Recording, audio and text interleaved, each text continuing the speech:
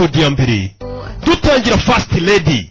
Iyi ni season nshyashya kuri Ganza TV. Umva amagambo dutangire n'abatubwira. Habayeho umukobwa watekerezaga kazabaho ubuzima bworoheje, ariko umukobwa ntigeze amenya ko hari ubuzima bw'igitangaza bwari butegereje ahazaza he. Wewe wa mukobwa wenda gukubira umushahara wakoreraga. Ndabyemeye. Umukobwa yaje guhura n'umugabo amuha akazi. Uyu mukobwa yakoze akazi kugira ngo agaburire umuryango we, yemera kujya gukora mu ngoro, atangira kujya arera abana b'umwami. Umugabo yagiye gukorera byaje kurangira arahiye abaye perezida w'igihugu cya Philippines. Umukozi wakoreraga perezida yakomeje kurera abana, arabakunda kuko birirwanaga. Bigera atangira gukundana n'umwami, ubwo ni papa w'abana, ariwe perezida w'igihugu. Icyo atarazi ni uko n'umwami yamukundaga. Ndashaka kubana nawe, ndagukunda Melody. Uyu mukobwa yitwa Melody. Ibaze kuba uri umukozi wo mu rugo ukora kwa perezida bikarangira gukunze mukabana. Benshi barwanyije umubano wabo batifuza ko babana, bavuga ati perezida ni gute yarongora umukozi wo mu rugo. Ikosa risito nzatuma ubuzima bwe mu ngoro bumubera bubi. Perezida Carlos yaratubwiye ibibazo biri hano. Umwami yari afite abanzi benshi, ubwo nimbavuga umwami wumve perezida bifuzaga kwigarurira ubwami bwe, ariko byarangiye imbaraga z'urukundo zitsinze. Uwari umukozi wo mu rugo byarangiye abaye umwamikazi wo mu ngoro. Aho yakoraga nk'umukozi wo mu rugo, perezida yamutereye ivi. Ibaze guterera ivi umukozi wo mu rugo uri perezida. Perezida yaporopoje umukozi wo mu rugo. Ese umukozi wo mu rugo azabaho yishimye agiye kubana na perezida? Urumve, umukozi wo mu rugo abaye First Lady, madamu perezida, premier dame. Wabonye filime nyinshi, nakubwiye ngo abakozi bo mu rugo simusigaye mubita ba tantine. Abandi kera mwabitaga ngo ni banegera mbimare ngo bakajyasi. Perezida ari hano. My love, narakwizeye. Nizeye buri jambo wambwiye. Uzi ikiruta byose nizeye? Nizeye buri jambo ryawe ryose nasikari ikinyuma. Gute wankora ibi? Narakwizeye. My love. Wanyiciye izina, wankoresheje nk'igikoresho cyawe. Nari nzi ko ari njye jyenyine ugukwiriye. Jye Jerome nta n'uzigera umera nkanjye. Kumbe yari imikino. Urarenze sherizi kumbe. Neza umeze nka Gabi wakinnye muri Woman's Corner, ariko uri boga ariko murusha. Kumbe bari bari gukina imikino ni perezida n'umukozi wo mu rugo. I did not know what kind of role play you were thinking. Uretse uri gutekereza kugiye gukina uwe mukino. What are you thinking about? Gutekereza iki? The kind of couple does. Nyine ugiye gukina filime ariko bya bindi bajya bakina bari mu kwezi kwa buki hanashye. Tomorrow, you cannot stay up so late. Mveje ufite inama ryama ibyo kubatwika tubireke. Tired in the morning. Hagiye gushya wananirwa sho nujye mu nama, umva ahubwo hahiye nasinzira neza. Do you think you're the only one who can do role plays? Ese ukiyakare wenyine uzi gukina imikino nanjye reka ngukinire. You wait until my role play. Bebe. The load bag string. All right then. Nyakurino. Go. Baratangira. Yo. Mukobwa hano bari mu mikino, bari gukina filime, bari mu kwezi kwa buki. I command you. Ibuye ryo mu butaka. Ndagutegeka uno mugabo mushyire hasi. Haraka. Mushyire hasi. You're really trying to get up. Beast! Do bari mu mikino. If you think that Nimba utekereza ko the power of the earth ushobora kwigarurira imbaraga ziribuye, uribeshya cyane. Come here. Yo. My beautiful wife, you and your powerful earth ship. Mugore wanje we nizo mbaraga zawe ngo zibuye. Really? Inyamaswa ndagufashe.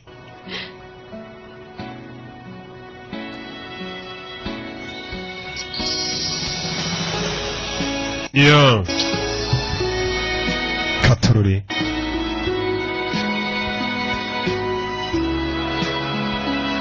Ni perezida yirongoreye umukozi. buriya biriya bintu bibaho cyane ugasanga umukozi wo mu rugo uri kureba iyi filime hari igihe azashiduka umuperezida yaje akamushaka. ni ibintu bibaho cyane, cyangwa se perezida w'abasobanuzi nkaza nkamushaka. urebe bwarakeye my love ni perezida wishakiye umukozi wo mu rugo. buriya abagabo ntabwo bakunze gushaka regangu ruturuka he n'icyo ya ibyo birebwa n'abakobwa. Good morning, my waramutse. Good morning, my first lady. waramutse first lady. bivuze kuba wari umukozi wo mu rugo bakwita akajyasi mu gitondo bugacya bari kukwita first lady, madamu mukuru w'igihugu. arabakomanza abashepe n'abashinzwe umutekano. Let us pretend that we're sick. reka twisinzirize. my love. uje wikwisinziriza. What? No, you're Kubera late iki? for your meeting in the morning. uraza gukererwa inama uzikareka igihugu kiba kigutegereje. oya You cannot do that. You'll be late. oya Get up. Oh. Get up. byuka byuka ujye mu kazi k'igihugu, abaturage baragukeneye. perezida arumva abaturage baba babyikurikiranira. igihe twahereye dukora baradushi. nk'igihe nahereye nsobanura mbona yaje hano. Yes, sir. yese Morning, Mr. President. mwaramutse Mr. President. First Lady, first lady. disturb you, but we need to go back to the... mutore kubabangamira ariko mufite kuza tugasubira mu ngoro. bari baje mu kwezi kwa buki bakwiye gusubira mu Now are in place. Okay. 10 minutes. saa mu minota 10 twitegure. bavuye mu kwezi kwa buki bari baragiye kuruhukira nyuma y'ubukwe. Yesi, yesi Ed, Conrad Val. Val. Were you all here last night? ijoro ryese mwatwumvise mwari muri hano. umwe yaravuze ngo yega abandi ngo hoye. bivuze ngo babumvirije iryo baraye mu perezida riga barinzwe. hari ikintu mwumvishe? Hear anything, First Lady? nta kintu twumvishe madame first lady. We heard nothing. nta kintu twumvishe. We do not hear anything, madam. nta kintu twumvishe madame. kumba abajepe bari hafi aho bakurikiranye akantu ku kandi. Let us go, you beasts. tugende mwanyamaswa mwe Generals. bataza kudukoreshaho imbaraga z'ibuye ryo mu butaka. kumbe bareba bumvisha imikino barimo ngo bari gukina filime. Why are you smiling? kuki uri guseka? ngiye perezida wabimenyereye ko abajepe guhera kera baba bamwumva nyine bamucunga hata madamu se ubwamunize. abajepe bari hafi aho barinze perezida. yahise amenya ko abajepe bamwumvishije ibyo barimo byose. barakwereka perezida tudatinze isaza akajugujugu ibakure hano katorore.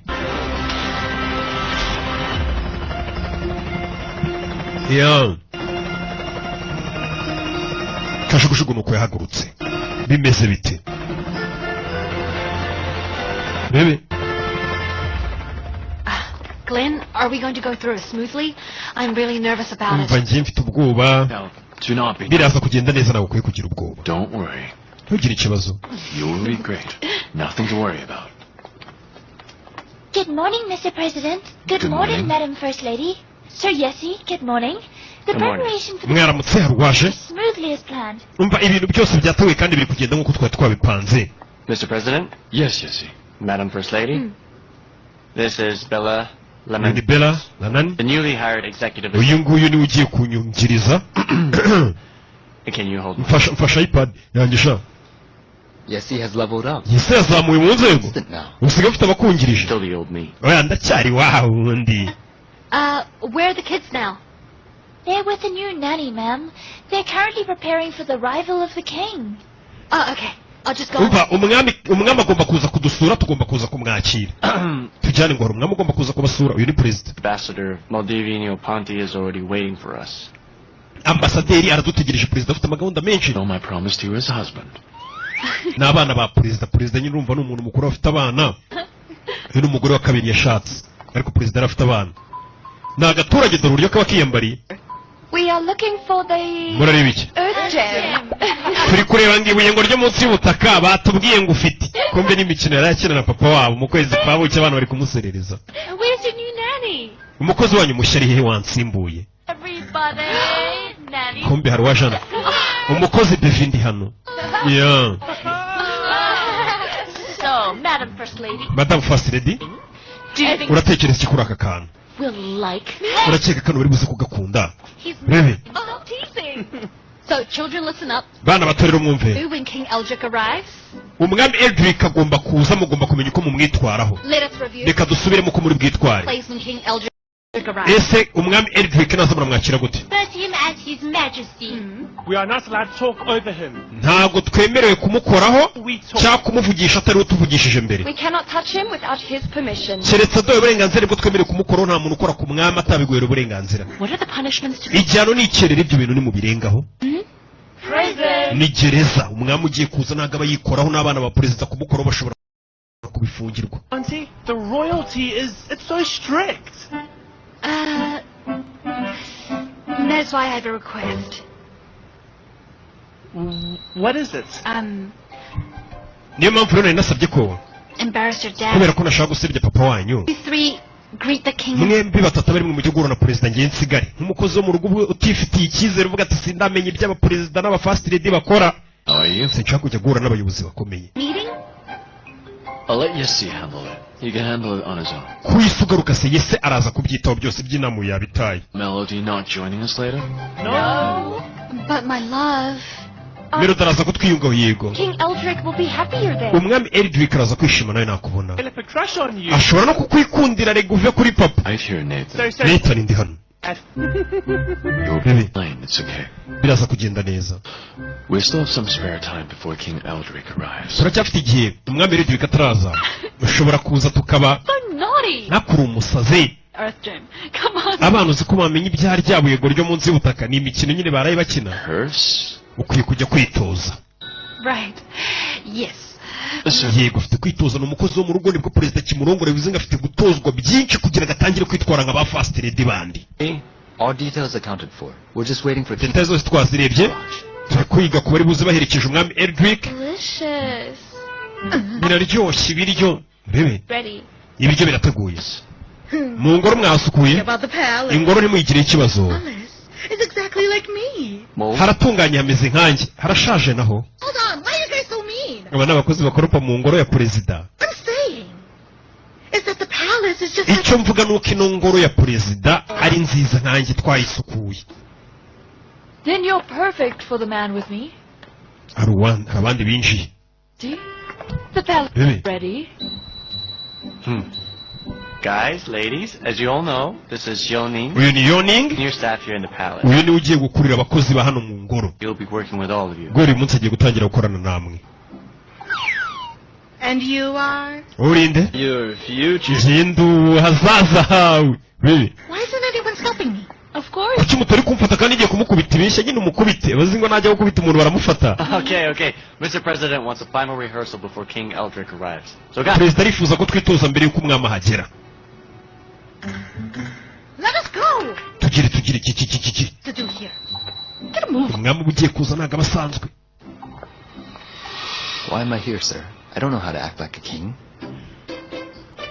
yeah. you don't have to do anything. What's important here is Melody. We're just gonna rehearse with her, so that she'll be at ease when she faces the king of Maldiviano Ponte later. Yes, sir. baje hano bari kwitoza ukuntu bari buze kwakira umwami Go ahead, Yessi. gira tugire yese and finally, our first lady, Madame first lady wacu Melendez Acosta. reka tumuhe ikaze hamagara fast nzi imbere kandi uyu ntabwo ari we fast lady What? ikizero waje yikaraga bari mu myitozo fast lady avayo ni agaturage Really like making a grand entrance, don't you? ariko ukunda kwimurika cyane winjira ahantu utatumiwe Lady. So I thought it was bavuze fast lady ngira ngo ni we njye Hey. Seeker. Miss Lorraine. yizere shu Lorene rekeraho kwerekana ko mbuje yitwa ngo Lorene Please. ngwino hano Thank you very much. As ASEC of Presidential Communications. umva ni njyewe ukuriye ibyerekeranye n'itumanaho rya perezida ni nanjye uri mu bagize kipe mwandikira ijambo ari buvuge So insulted that I was bivuze rero ngo kuba nanjye naza mu myitozo yanyu nkareba uko ikiri gukorwa ntacyo bitwaye Sorry, Lorraine. utubabarire Lorene Very sudden. byabaye byihuse Lorene Grandma. nyogo kukumbe mama wa perezida yarinjiye Hi, ndi Grandma. mama wa perezida So we have a more pressing matter to attend to. So, were you able to talk to them? hari abandi bantu bagomba kuza babavugishije It's Auntie Bosida. anti Bresirida bari mu nzira baza uje yitwa Bresirida They? abo ni bande baje Yes. Who will be coming? ni bande bandi mwatumiye bagiye kuza mu myitozo turimo yo kwitegura kwakira umwami Trouble with being the first lady. wa mukobwa wagiye kuba fast lady bivuze ngo ukeneye kwitoza byinshi Yes. And in constellation with Aunt Belasilda and other palaces. niyo mpamvu twese twifashijwemo na twumvishe ko tugomba kuzana abandi ba first lady bakubanjirije babanje ku butegetsi uko ari batatu kugira ngo bagutoze umenye ukuntu aba first lady bitwara. Bazanye abagore ba president bandi bavuyeho batatu. Uje umuturage umukobwa w'umuturage wari umukozi wo mu rugo mutoze ukuntu ba first lady bitwara. Ntago ari kubyuka mu gitondo ngo yisuba first lady. Wa boy dore ngaba bahageze dore abandi ba first lady uburyo bambara dore uburyo bagendamo dore uburyo bitwara. Menye ukuntu ba first lady bitwara avana ubuturage hano. Good morning. Mwaramutse. How are you, Mom? Halima, How are you? Mezute. It's been a long time. Harashize iki? Abana bandi ba first lady batatu babanje ubwo n'aba president batatu bavuyeho.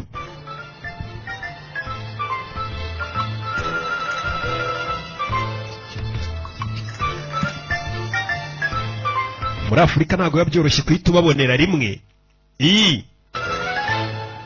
Usanga benshi barapfuye bitewe n'uko umwe aza akanyine. Mwaramutse. Meet you all. Jeze gura nawe mwese. Help me. No kuba mwemeye kuza kumfasha. Melody. The pleasure is all. Oya natwe rwose ibyishimo ni byacu kuba tuje kugufasha. Are you ready? Witeguye tugutoze se uburyo abasirimu kazi bitwara. First lady yitwara ati avuga ati bagomba kugutoza. Ibi filime.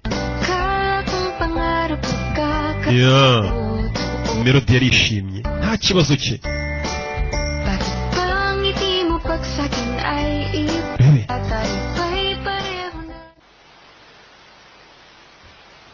Always keep your head down.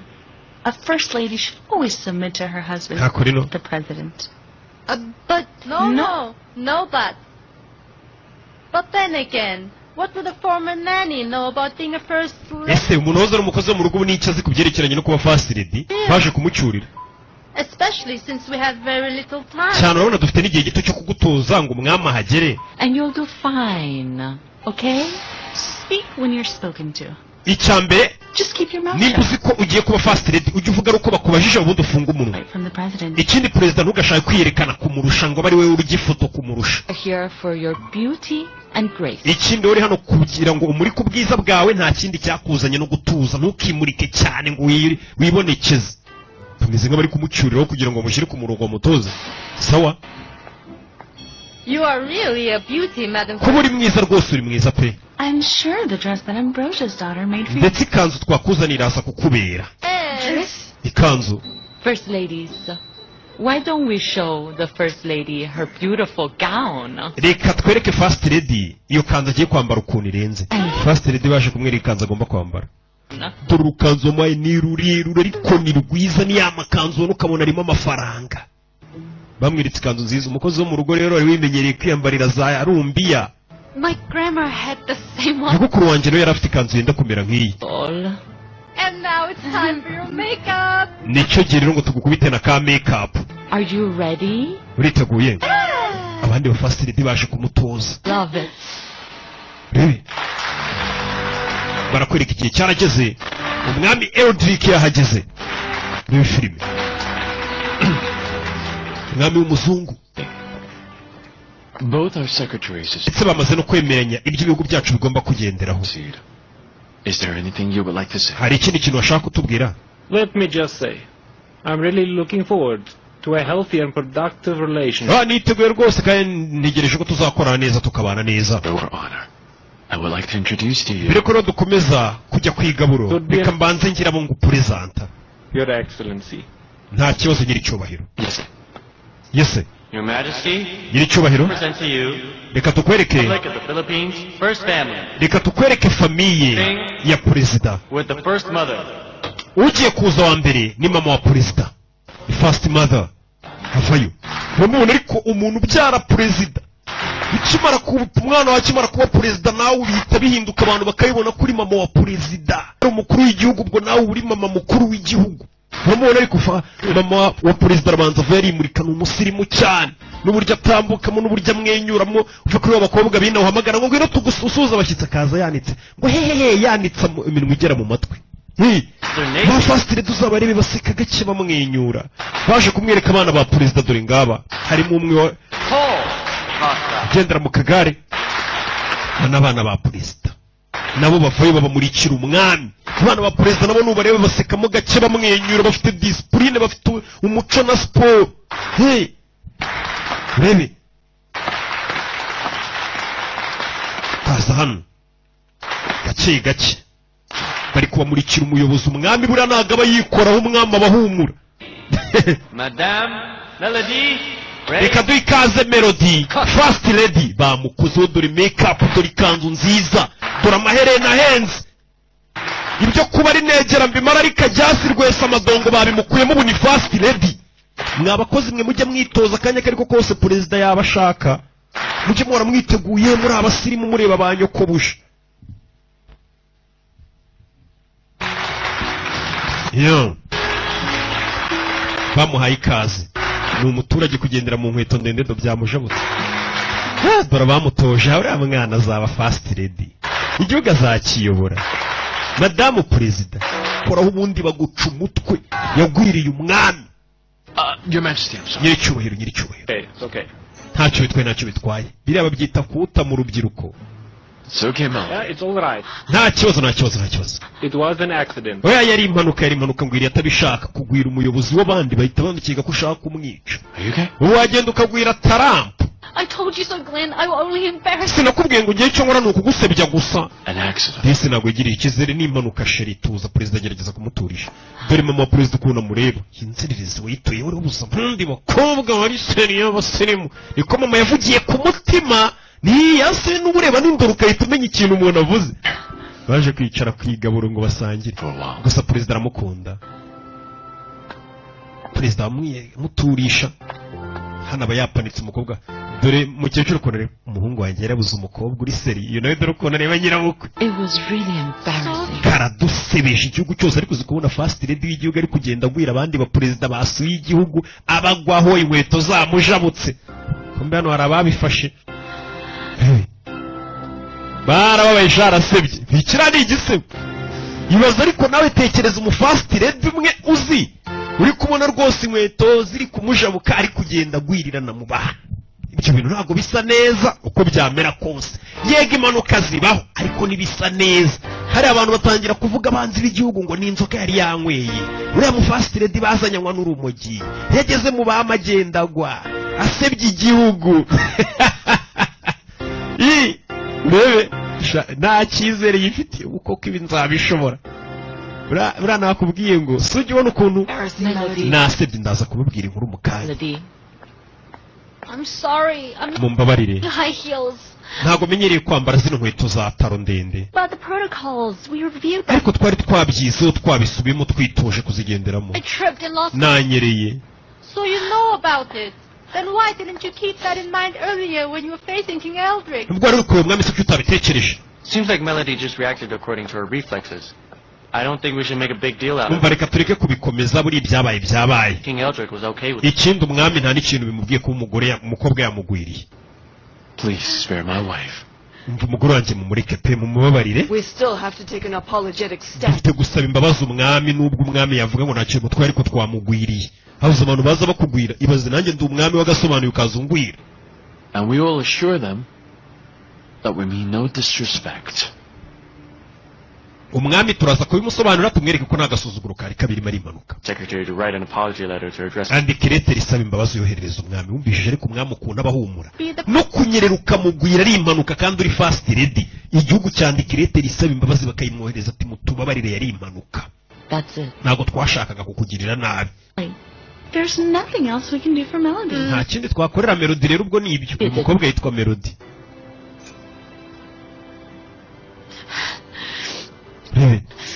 gusa ko kubundi ibi bintu banzanyemo nzabishobora ubundi rege buriya hari ibintu bakujyanamo ubwawe ukabyikuramo Melody byaramujabutse My wife did nothing wrong today. umugore wanjye nta kosa yakoze uyu munsi uyu ni perezida aramukunda Go after Madam First Lady. reka tujye kureba madamu first lady Now where should we go? aho agenda hazi reka njye kumureba kuriya kuntu mujya mu rusengero ugasanga utangiye gusinzira mu rusengero ushaka kwisohokeramo I get myself into. mujya mubibona ibi ni ibiki nishoyemo atangiye kwicuza On it, Glenn. njye nifuzaga Glenn ni perezida I never dreamed of becoming... Sinigeze ngira indoto zo kuba madamu perezida. Nishakiraga umugabo ni nk'abakobwa bankunda. Murankunda ariko ikibazo muzicuza. Kuko akanya kariko kose naba perezida ugasanga ubaye first lady utari warabiteguye. Uyu nawe nibyo avuga ati nishakiraga uriya mugabo Granny mukunda sinigeze nifuza kuba first lady. Gusa nyine mu bihe nk'ibi noneho kuko mama uri kundeba. You were always here to comfort me, right? Nako papa iteka wabaguha rutarapfa ukankomeza mu bihe nk'ibi bigoye. Papa yarapfuye sasa atangiye kurira. Ibi ni ibiki nisanze wowe ubwawe ushobora kubyiyirukanamo kuko n'ubuzima bugiyemo utazi. Ariko uzi kubura umukozi wo mu rugo ugatangira kubwira ngo ngurira indege ugiye guhura n'umwami ugiye guhura n'umuperezida w'aha n'aha ugiye hehe byagucanga. Ubwawe ushobora kuvuga ati ariko mwamaye gatanya nkigendera. Dore Yesu atangira kuza kwiyegereza dushe no kuzihanagura. Yatangiye kuza gukora amasuku. Ubundi ibi nibyo yari yarize yaraminuje. Ubu ni wari umuhamagaro. Ubu yaje ari umukozi wo mu rugo. Ibyo bamujyanye mu byo kuba first lady. Buriya n'umugabo wanjye Granny ari kwicuza kuba yaranshatse nkaba ndi kumusebya. Niko umugore yatangiye gutekereza ati umugabo wanjye buriya nawe ari kwicuza kuba yaranshatse ariko yarashatse abakobwa b'abasirimu. Granny atewe isoni nanjye. Perezida amwita Granny. Granny yaje hano. Who told you that I'm ashamed? Ninde wakubwiye ko mfite isoni zo kuba warambereye umugore kunsebya? Nigeze mbivuga?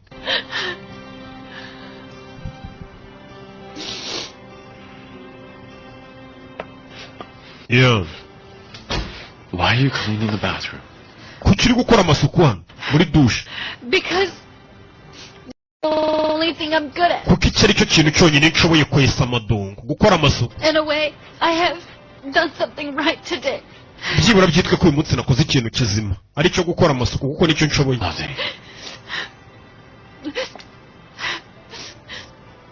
I can't face everyone out there, Glenn. I feel bad for embarrassing you, Glenn. Ndumva mbabajwe no kuba nagusebeje. Melody. Maybe if I didn't become your first lady, this would never happen. Iyo nza kuba narakubereye first lady ibi byose ntabwo byari kuba bibaye. We're only human. We're bound to make mistakes from now and then. What we can do about it is to learn from the mistakes we've made. And icyo tugomba gukora ni ukujya twigira ku makosa twakoze nta kindi. Nta birenze. Perezida. Actually, Rebye. Do you feel bad? Nanjye ndumva mbabaye pe. I know. Nari mbizi nyine kubabaye kubera yuko nagusebeje urababaye. You didn't embarrass me. Ntabwo wansebeje. That is not the reason why I feel. Nta nubwo ari impamvu nari kwiyumva neza. Then what is it? Ni iki se kikubabaje? Because kubera ko you did not fall for me earlier. Kubera ko kare wagwiriye umwami ntugwire nge kucyo utagwiriye nge. Perezida nta kibazo bifitemo. Since we're both here in the bathroom. Ubwo rero twese turi hano muri douche. Maybe, you know. Ari nawe urabizi nyine. Yeah. Oh, Glenn, ariko Granny nawe rero warasaze. Ufite iki kibazo muri iyi minsi twatwika. Hasi usigaye bagirwa kuri perezida wa Philippines. Harya. Lock the door. Ngaho kinga umuryango.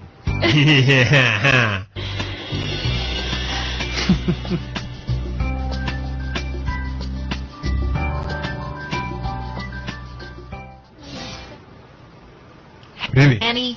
Umukozi wo mu rugo rekeraho guteza akavuyo yaje gusoma comment bari kumuvugaho ku mbuga nkoranyambaga. Yaje gusoma comment bamututse abantu ku abaturage bamututse. Uyu mu first lady ni ikigoryi ugenda ugwa mu bantu. Ese yasize kugendera mu nkweto ndende mu first lady nyabaki umukozi wo mu rugo abantu baramututse. Abayanyweye ibimogi. Kuba first lady ntabwo bikubereye. Niko abafana bari kwandika kuri za Twitter bamutuka ngira ngo urabizi imbuga nkoranyambaga zaraje iyo kotoye gato barakwataka. Nako niyo takotora barakwataka. I told you not to read those mean. Sinakubwiye ngo ntukajye usoma comment ku mbuga nkoranyambaga. Bizajya bikwicira umunsi wirirwa ubabaye wasomye comment mbi. Buriya nanjye sinya nsoma ibintu muvuga. Being a first lady is none. Ubagenera ibikorwa ntabagenerwa bikorwa ukahita ucomoka. For me, mva kuri nge doing a good job as first lady. Ngiye ndikunda gukora akazi keza nka first lady.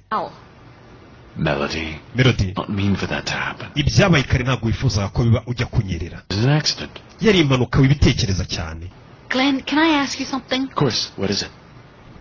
Glenn, ngubaze urambaza iki? I'm not, but ndabizi sinzi ariko am I your ideal? Ese ninjye mu first lady watekerezaga You just had no choice. wifuzaga cyane nta yandi mahitamo wari ufite wapfuye kumfata washidutse nyine unshatse.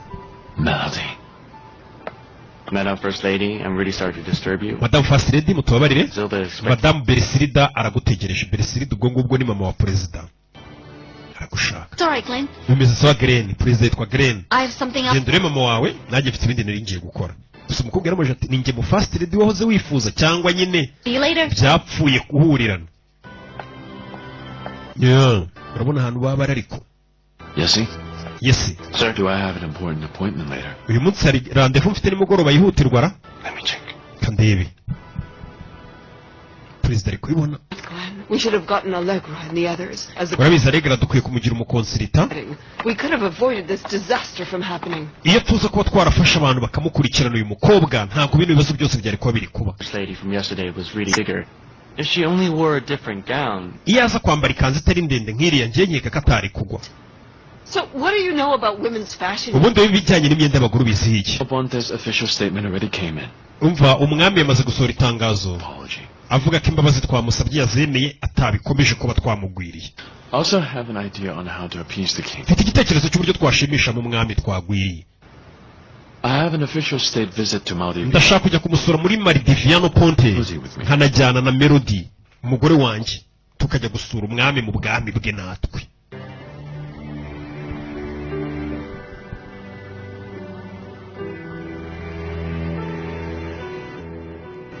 What? Glenn will take me with him to Haiti. And I'm surprised that you didn't hear this from Prince. Je biranunguye kuba president bw'atari wabikwibwiriye. Sasa yatangiye kumva wa mwami yagwiriye ngo none bagiye kujya kumwisurira mu gihugu cye kugira bamwiyungeho bamusaye imbabazi niki. Is it true? Lorraine, is he really taking me there with him? Ese uko president ashaka kujyana nawe? Even if I go. Ninongera se nkateza ibibazo. Melody. Melody. It's not your fault. Makosa nagara yawe. Thanks, Lorraine. Urakoze rata Lorraine. It's fault. Maybe if he chose me instead as his President yakoze amakosa yaza kuba ari ngiye yigirira umugore we byose ntabwo babiri kuba. I feel bitter. I thought you were my friend. Ase uri kumbwira nabi nari nzi kuri inshuti yanjye nakinaga. I've done better. Yeah. You don't have to remind me that being his first lady doesn't. Ntabwo ukwiye kunyibutsa ko kuba first lady bitambereye. It's good that you know that. Ni byiza kubizi turi baba first lady bandi baraje. We were just informed by the president. President yatumenyesheje. With him on his. Ngo agiye kukujyana ngo mujye gusura Maldiviano Ponte. Ngo gusura kira gihugu cyuriya mwami. But if I were you, mbaye ndi weho not go. Ntabwo najyana na president. They decline now. President muhakanire ko utari bujyane nawe. Just embarrass the whole country. Bitise uraza kuba ugiye gusebya noneho igihugu cyose muri rusange. You don't have what it takes to be a first. Ntabwo ufite icyo bisaba kugira ngo witwe umugore wa president. Keretse wenda ari president w'abanyonzi. Kano kazi ntabwo kakubereye uzasebya president Glenn usebye n'igihugu cya Philippine cyose kuko weho wakagombye kuba uri gukoropa ufite itorosho mu ntoki bijyanye no tukabiduharira. Mva amagambo mabi bamubwiye bano ba first lady bameze nk'abamufitiye n'umujinya. But we have to be honest. We're having a tugomba kukubwiza ukuri watugoye kugutoza pe. Last year. Look. Umva. You may look the part. But you're just the president's wife. Wari umugore wa president gusa. A nanny. Always a nanny. Ariko wahoze ari umukozi wo mu rugo iteka wari umukozi wo mu rugo. Niyo magambo bamubwiye. Ati wahoze ari rwesa amadongo iteka wari ari rwesa amadongo ntuzishuke kuzigera uba first lady muzima. Baramukomerekeje. Nta magambo mabi. Data bihorere bari abaginga. None dutangira kwitera icyizere ukavuga ati ariko ubundi wakobura itorosho nkisubirira mu gikoni gukoropa. Urebe. Yeah. Umukobwa yaje hano ariheba. Bamubwiye amagambo mabi. Buri hari abantu bari kugerageza ikintu kugira ngo bagushyigikire basu kigiremo experience kuko bakirimo ahubwo bagatangira kukubwira ko ibyo bintu utazigera upfa bishoboye. President yaje kumuhozana kucyuri kurira. Kucyuri kurira. Sheri. Kuki ushaka kunjyana Maldiviano Ponte? Uragira ngo none kuri incuro nsebye n'igihugu cyose. My love, uyu ni president. Impamvu ni ushaka kunjyana. Kubera icyo ushaka kunjyana Maldiviano Ponte? Kugira ngo umwami mumenyane. Kugira ngo umwami amenye impamvu nterwa ishema no kuba naragukuye mu kazi ko gukora mu rugo nkakugira umugore wanjye. Ndagira ngo umwami abimenye. With you to your visit to Malta. Gren nje ntago bihano hantu ariho mbarizwa. Any of the time when I embarrassed you. Baby. While King Eldrick was here. My love. My love. Reason Uru wanjye. with you to Maldivian Love so that the king can get Baby, ndagira ngo umwami akumenye. He can see in person why I'm so Ubonane. I married and why I amenye n'impamvu uri umugore wanjye. Icyo nshaka. Glenn, I really Glenn. belong here. Sinzi. I couldn't agree more. You really don't belong here. Njye mbona nanjye ko kutabarizwa hano. Ahubwo ubarizwa mu mutima wanjye. As you belong. Rekeraho kurira. Uru wanjye. Ni perezida. You asked me earlier kare wambajije if you were my ideal first lady. ngo nimba ari wewe first lady nakagombye kuba nifuza. Melody, you're not perfect. Ntabwo uri intungane pe. But I am sure we're perfect for each other. Ariko icyonzi cyo nge nawe turaberanye. Okay? Sibyo? Ni perezida. So, stop crying. Rekeraho kurira. Ni perezida n'umuntu ukomeye. Bamuzanye hano. Hari n'abandi bahise baza. Minnie? No one does except you. Hari abandi baturutse inyuma.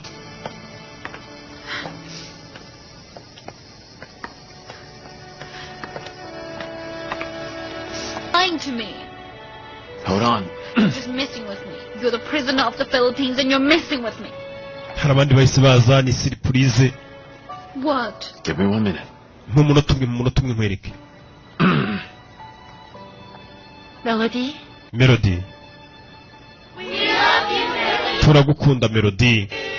Umukobwa yitwa Melody. Yeah. Katurori.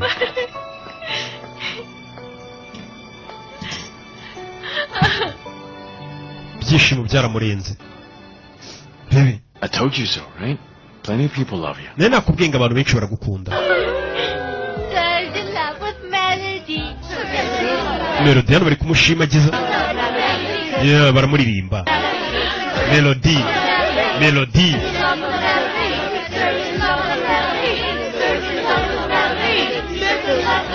All of you be quiet. Uceceke.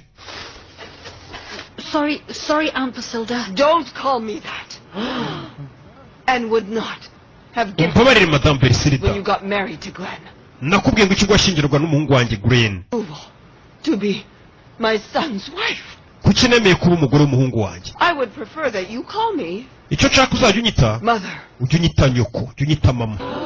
Kumbe disi byaramurenze yarazi ko agiye kumubwira nabi. Kumbe na mama wa perezida aramukunda. Yaramubwiye ati ujya unyita mama. Yeah. Katurore.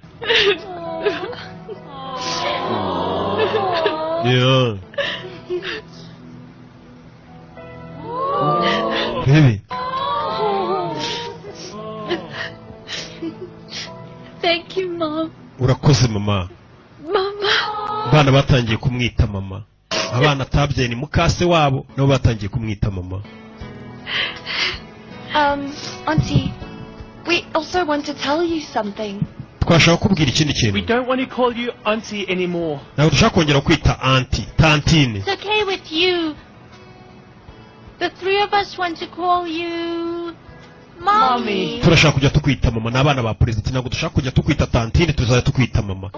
N'abana b'inaha bitaba abakozi babo ba tantine. Bikarangira tantine famille imwambuye. Of course. Yeah, bamuhaye ikaze mu rugo. Abakozi barabyina n'ibyishimo. Ba first lady barababaye. Ba first lady dore jinyori. May I join you guys? Mbiyungeho nanjye.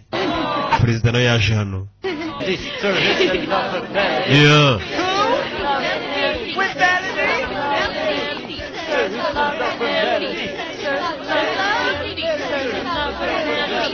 Melody bamuhaye ikaze mu rugo. All here for Melody. Twese turi hano ku bwa Melody. Yeah. Bakurino. Baby. Let's go. Tugire. Bakurino. Bimeze bite? Wibutsa ni kuri Star Times, Ganza TV. Nizi filmu zisanga.